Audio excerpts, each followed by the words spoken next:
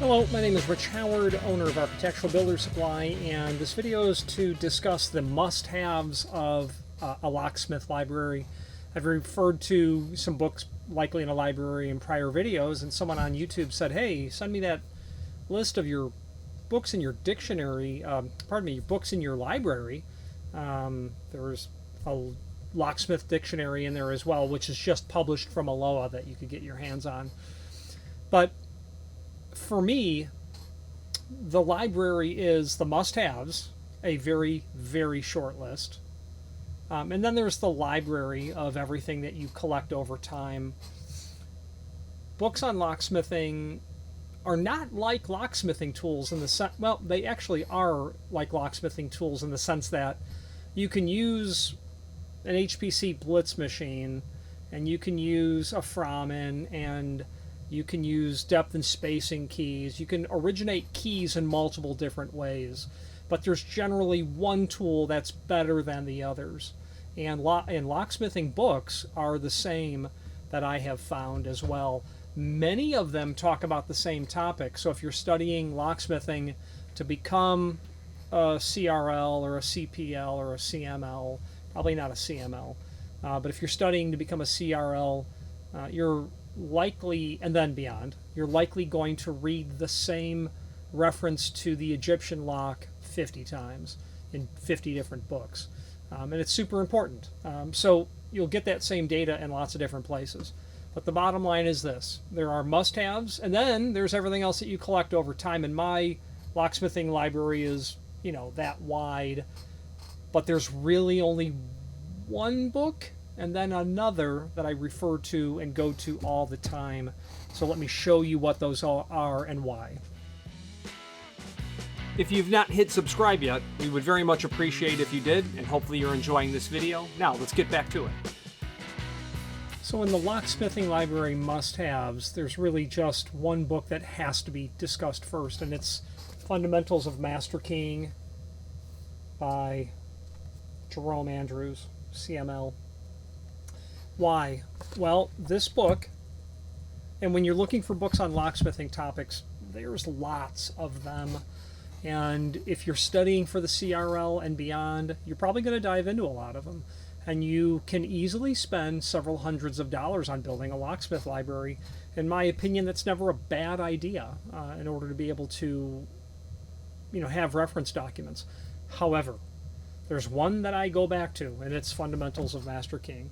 So if you are working in the locksmithing industry, whatever your skill level is, you have some basic knowledge. You can do something, most likely, if you're asking the question about, tell me about your locksmithing library, and that you're in a position to want to learn more, is what it is. What you end up being able to do with the Fundamentals of Master Keying, because this isn't intro to locksmithing, this is fundamentals of something that's not going to be day one on the locksmith job. You're saying, okay, I'm ready to learn more, and Master Keying would be next. So you can probably cut keys, or you probably understand that a quickset milling and a Schlage cylinder broaching, they don't work together. So you've got something. What's great about this book is it says, here, give me your hand, and it shepherds you through new material and very likely allowing you to hone your understanding of existing ideas so elegantly in such a conducive way to learning that I put it literally at the top of my stack of books because that's the one I'm always reaching for. I've got some old tabs on here. I don't know what I was going to all the time. Yeah. So an example of why this book for me is so important would certainly be because it approaches a lot of the fundamental ideas in a way that's really important to know. Whether it be just talking to you about the importance of record keeping. In any locksmith class that you'll be in, you'll be taught, or it'll be said, leave good, clean notes. Not only to you, but also to the person who might have to take your job over or do your job. And for me, from my perspective, most importantly, the future you. You in 20 years from now, you want to look at something and say, this is what I did. So take the time and be as expressive as possible. And I usually will say it two different ways. I'll say it like this, and then I kind of turn it around and say, and what I mean to say is, etc., etc., etc., is how I did this. So that when I read it, listening to it in my own voice is really important. So the fundamentals of how to keep good records and secure records. So it goes over basics. What is split pin master keying? It goes on to talk about the three fundamental ways at length of master keying: total position progression, rotating constant, and the matrix method. All three of those are fantastic ways to master key. One way is usually better than the others in a circumstance, just like locksmithing tools. If you've learned how to master key to this point, it's probably total position progression. That odometer, think of an odometer as it cycles through, total position progression. It just really turns out that's not the best way to do it. And rotating constant, for all of this work that I do, which is generally level 2, just master keying, not grandmaster keying, rotating constant is by far more secure and less work. Now, why I go back to this book is because of how elegantly Jerome has written out, and if you ever had any direct or indirect exposure to Mr. Andrews, I think he'd be really okay with using his first name. I just want to look at the chart of how to progress the constants and the chambers that are going to change in a rotating constant. Where I'm moving the constants is what I'm trying to say, whether it be I'm combinating one chamber, two, or more. So I use this book just for the charts. It goes into the matrix method as well, and more about that in a second. It's a system that I've actually used in the past, the matrix method, but found I can usually just use one knife to do the job of whatever job I'm doing, and rotating constant I had been aware of very early in my career. I knew that existed, but the matrix method I learned about far later when I was studying for the CRL and then the CPL. So I gravitate towards what's most natural. So suffice it to say that I use this book because, sure, you get a honing of all the stuff that you probably already know and a lot of new information, A to Z. Good record keeping all the way how to drop pins into a cylinder and how to do that safely, meaning maximum adjacent cut specification, etc., etc. But it also will make you uncomfortable when it gets into these topics that you're not yet familiar with, such as possibly the matrix method. So this catalog is amazing. Now, why do I have an opinion that Jerome Andrews would be okay using his first name? Well, I'll tell you why right now before we move on to the other book that would be considered a must-have. If you are enjoying this video, please click thumbs up or like, and also please consider subscribing to our channel. Let's move on to the rest of the video. Back during COVID, I was sitting in an advanced master keying class through Aloha with Ralph Forrest Ball and Lloyd Siebler. I never know how to pronounce his last name. Phenomenal instructors, each in their own way. It's this advanced master keying specialist, AMKS, I think is what the credential is. It is set at an aggressive, ambitious pace. I think in 8 weeks you're getting a lot of information in this class, and I'll tell you this. I know that I did well on the test, on the final exam, and that's because I was fully prepared. I did all of the coursework, which was not insignificant. Every week there was homework, and not a small amount of it. There may have been 3 hours of homework a week. When the class was over, between the last class and sitting for the test, I went back and retook the entire course. Went back through all the recorded videos, all the quizzes, all of the printed documentation that was provided. So I was ready to go. I felt very confident. I was ready to play any sheet music that was put in front of me, and I was able to bring up solutions to the problems on the final exam that I'm in the test saying to myself, I can do it this way, I can do it this way. what's the most elegant way to do this, and then executed. So it worked out really well. But I was very prepared.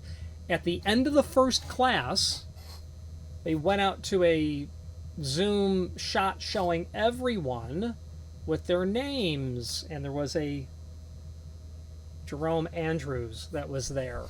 And at the end of the class, where there's Q&A time, I asked the class if there were any published authors in the class, and like 6 hands went up.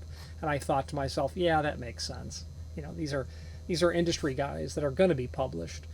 And I think Mr. Andrews' hand either didn't go up or was kind of like this to go up. And I just then had my fanboy moment of thanking him for how well this was written. And Lloyd, seconded, and third, gave a third support level to that statement of how elegantly the book is written. Now, moving on to the other book, there's actually 2, and if you're studying master keying, A.J. Hoffman is a name in the industry. I've never met him. He passed away before I was really serious about locksmithing. But the core of the matter is a book that goes deeply into different cylinder platforms. So if you're going beyond CRL, you're probably going to want to have this book, because it will allow you to understand the major core platforms to a certain extent, and others that you will probably never bump into. So this book I bought because I realized, oh, Billy B. Edwards Jr., CML, he's got more than one book? Well, I need them all. The one I was really going after was Master Keying by the Numbers. This book is contains no less information than Jerome's book does, but does so more in a collegiate 200 or 300 level class, in the sense that it doesn't read like a novel. Jerome's book more reads like a novel, at least to me. Billy Edwards' book is important because he is the person responsible behind the matrix method in terms of master keying. So if you wanted to learn deeply about the matrix method, which you probably don't or won't, you would want his book on the subject matter. It goes very deeply into it.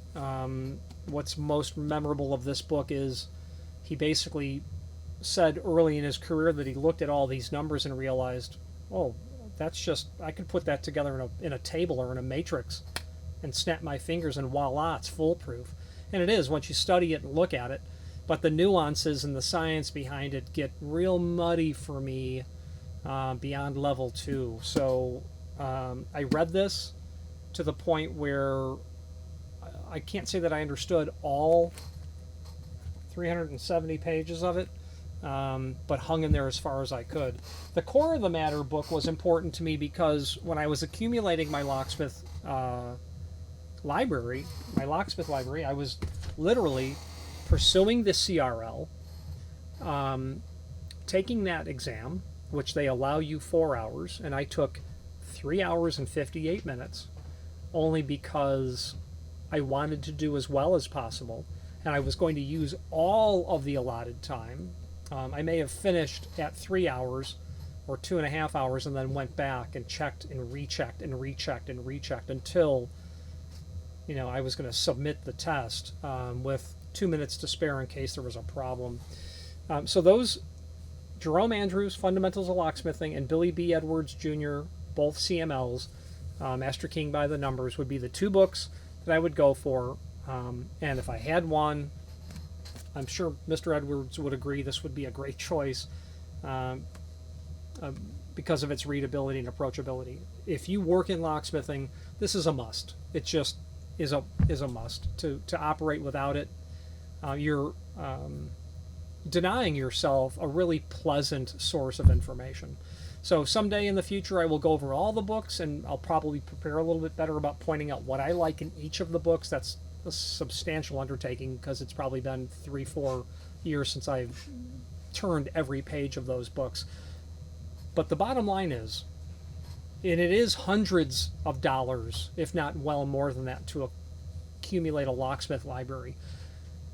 even though you'll hear the Egyptian story 50 times in 50 books, there is for sure one thing in every book that is going to be very important to you.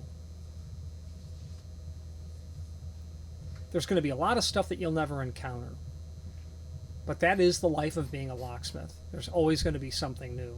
Having books to refer to and reading them casually, and then putting in the back of your head, I saw that somewhere. There's a book that I have on a French cylinder, the Fichet, I think, and I was so enamored with it I actually found one on eBay and bought it. So it opens up your eyes to these other technologies as well. Mr. Andrews, if by any chance you're ever seeing this video, again, I want to say thank you very much. And when you see the letters after that person's name that are there, they're cut from a different cloth. I know that getting from CRL to CPL, that's something that I could accomplish. Going to CML, I know, is not within any magic that I possess. Any questions, please feel free to reach out to me. Thank you. Thank you for watching, and if you've enjoyed this video, please click thumbs up, please subscribe, and maybe even send the video to someone that you know. Thank you.